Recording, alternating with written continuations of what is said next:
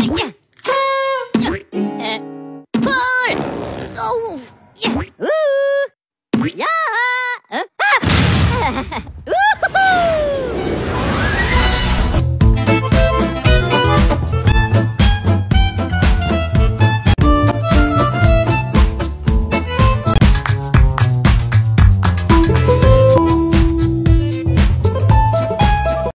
few minutes later.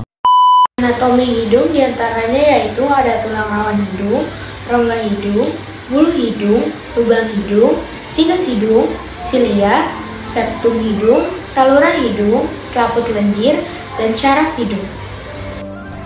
Tulang rawan hidung adalah bagian kuat namun elastis. Pembentuk bagian ujung hidung, tulang rawan memiliki bentuk yang menyusun hidung.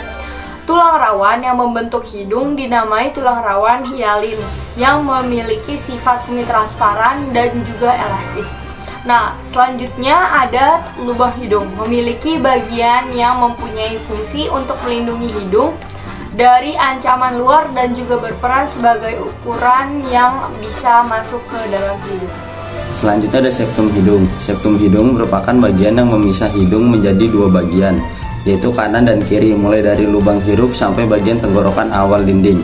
Septum mempunyai pembuluh darah yang berguna untuk melembabkan dan juga mengatur suhu udara yang masuk.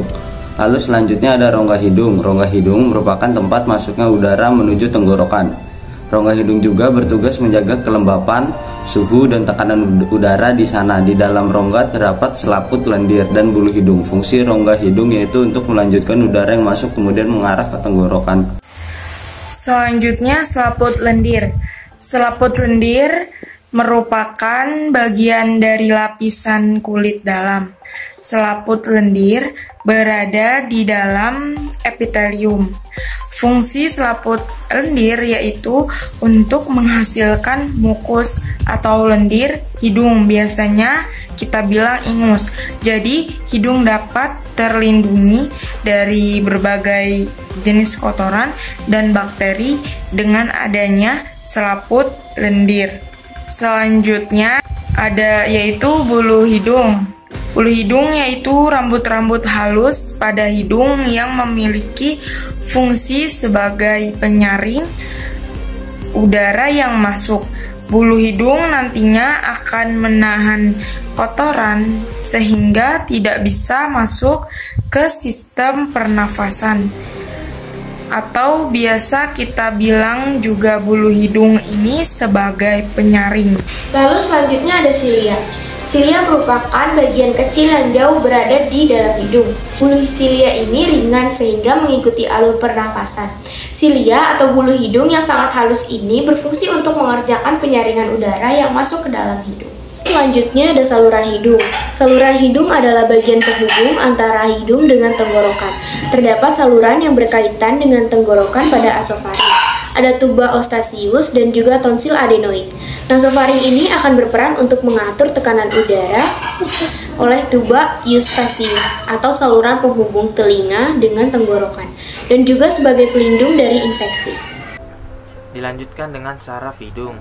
Saraf hidung atau olfaktori ialah salah satu dari 12 saraf klinal yang berhubungan langsung dengan otak, memiliki fungsi sebagai reseptor utama dalam indera penciuman. Saraf ini akan memberikan rangsangan berupa aroma yang dihirup, lalu mengirimkan aroma berupa impuls. Dan yang terakhir yaitu ada sinus.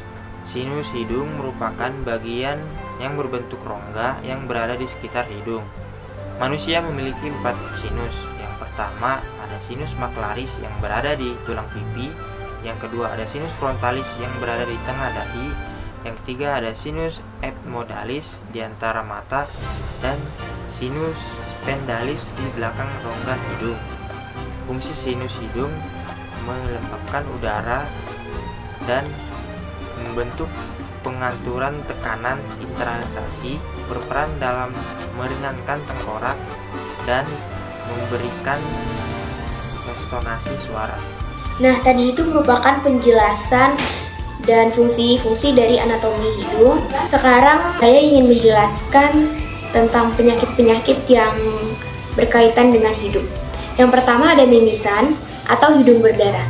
Penyakit hidung yang cukup umum dialami adalah mimisan. Mimisan sendiri biasanya merupakan gangguan kesehatan yang ringan, mengingat dalam hidung banyak terdapat pembuluh darah, terutama di permukaan bagian depan dan belakang. Mimisan terjadi bisa diakibatkan karena kecapean, kepanasan, atau bahkan terbentur. Penyakit pada hidung lainnya yaitu polip hidung atau sinusitis. Penyakit polip hidung ini ditandai dengan adanya tonjolan lunak yang tidak menimbulkan rasa sakit dan bukan termasuk kanker.